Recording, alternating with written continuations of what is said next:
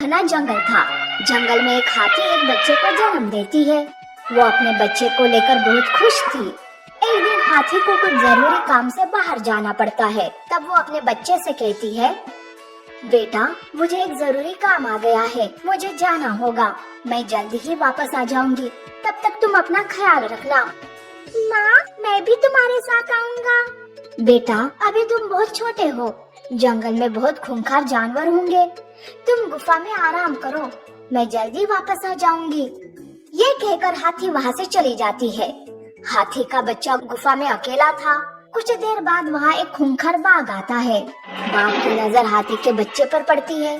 बाघ बच्चे को अकेला पाकर उसका शिकार करने की सोचता है कि तभी उधर से गुजर रही एक जंगली कुतिया की नजर बाघ पर पड़ती है।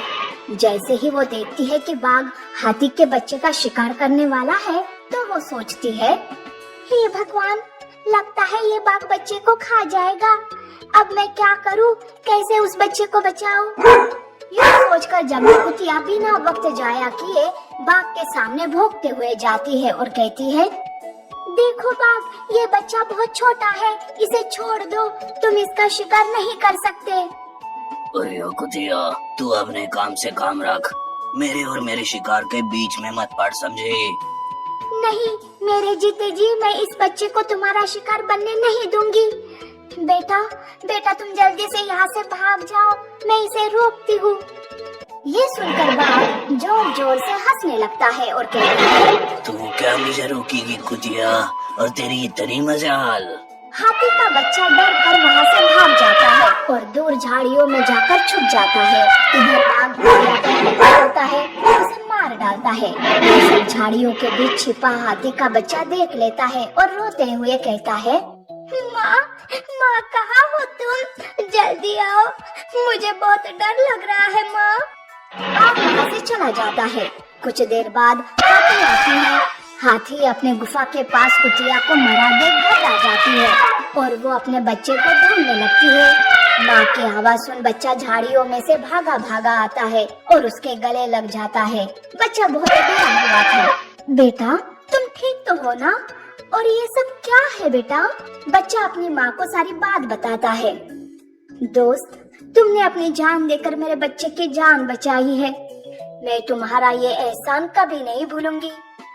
पता नहीं तुम्हारा परिवार कहाँ है, वो जहाँ कहीं भी हो, भगवान उन्हें हमेशा खुश रखे, उन्हें कभी किसी बात की कमी महसूस ना होने दे।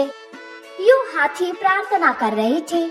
दूसरी ओर उस कुतिया के 2 बच्चे थे जो गुफा में अपनी माँ का इंतजार कर रहे थे। बहुत देर हो गई, फिर भी उनकी माँ का कुछ पता नहीं था। तब उन बच्चों में से एक बच्चा दूसरे बच्चे से कहता है, भैया माँ को भोजन ढूंढने गए, बहुत देर हो गई है, माँ अभी तक नहीं आई, मुझे बहुत डर लग रहा है। हाँ मैं भी वही सोच रहा हूँ, चलो चलकर ढूंढते हैं माँ को। यूं वो दोनों बच्चे अपनी माँ को ढूंढते हुए निकलते हैं। वो रोते हुए आ रहे थे। माँ कहाँ हो तुम? हमें बहुत डर लग रहा है माँ, जल्दी आ जाओ माँ। हाथी उन्हें देखकर समझ जाती है कि ये उसी कुतिया के बच्चे हैं, जिस कुतिया ने अपनी जान पर खेलकर उसके बच्चे की जान बचाई थी। हाथी उन बच्चों से कहती है, बच्चों रो मत, तुम्हारी माँ ने अपनी जान पर खेलकर मेरे बच्चे की जान बचाई है, मैं ये बलिदान व्यर्थ नहीं जाने दूंगी। मैं तुम्हारी माँ बनकर तुम्हारा पालन पोषण करूंगी, तुम्हें कभी भी कोई भी कमी नहीं होने दूंगी। ये सुनकर कुतिया के बच्चे फूट फूट कर रोने लगते हैं। हाथी उन्हें अपने करीब लाती है और उन्हें अपने साथ ले जाती है।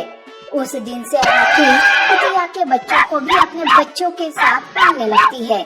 कुतिया के बच्चे और हाथी का बच्चा एक साथ मिलजुल कर पले बड़े।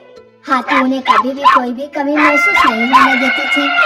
कुतिया के बच्चे भी अपनी माँ को भूलकर हाथी को ही अपनी माँ समझने लगे और खुशी खुशी जीवन गुजारने लगे।